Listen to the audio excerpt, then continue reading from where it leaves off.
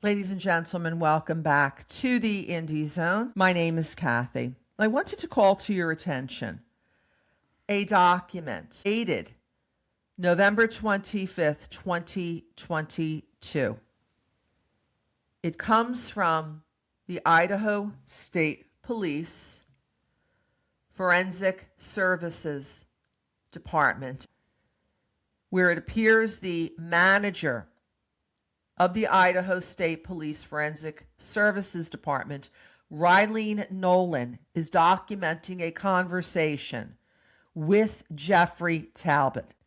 Mr. Talbot was assigned to serve as the detective overseeing the ISP's processing of the crime scene at 1122 King Road.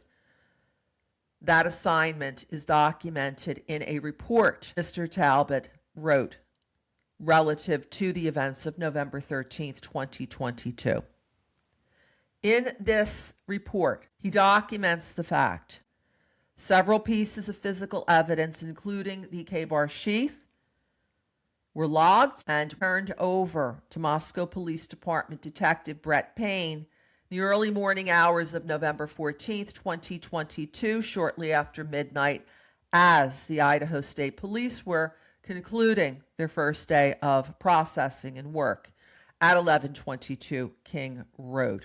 We learned that that sheath remained with the Moscow Police Department until November 16th, 2022, when one of two ISP detectives obtained the sheath from the Moscow Police Department, transported it a portion of the way to the ISP lab, turned it over to a second ISP law enforcement official who, according to documentation, turned it over to the ISP lab, and upon receipt, the ISP lab noted that there was no evidence tape initials on the brown paper bag that the sheath was contained in. Those items were affixed, apparently, within the Idaho State lab. And then the next day, November 17th, 2022, began the processing of that sheath. While that sheath was en route to the Idaho State Police late in the morning of November 16th, 2022, Rylene Nolan wrote a memo that the Moscow Police Department evidence tech was on vacation, someone was filling in, had various communications with certain members of the Idaho State Police lab, and that there was some concern on Ms. Nolan's part there might be issues with Prelog.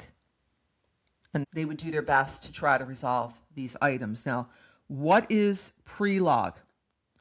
According to online documentation from the Idaho State Police, Prelog is used for logging evidence for submission and then tracking the progress of the submitted documentation. The way the process works, from what we've been able to learn thus far, is that the Moscow Police Department would select the items that they wished to have ISP forensically test. And then apparently this Prelog system is how they would track what was going on with this evidence testing. A second document raises some additional issues that apparently were occurring early on in the investigation relative to Prelog. This is dated November 25th, 2022. It's page number 10 of 57 that was submitted to the public by the Idaho State Police, entitled Idaho State Police Forensic Services Case Correspondence. This email, November 25th, 2022, documenting a phone conversation that Rylene Nolan, manager of the ISP Forensic Services Lab, apparently had with Jeffrey Talbot. And it states here, spoke about submitting a reference sample from a possible suspect, name blank, and swabs from redacted, and 2 swabs from house.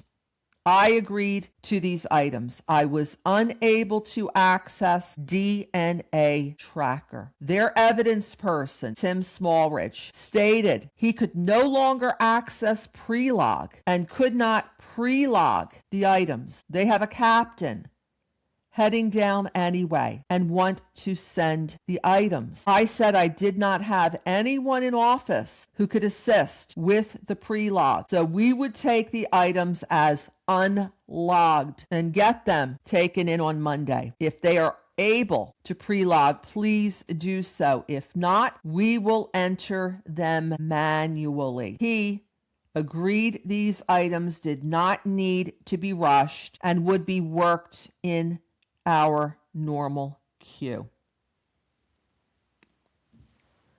If you have any comments, any opinions, any thoughts that you would like to share relative to this matter, please leave them here. Until next time, this is Kathy. Thank you for joining us here today.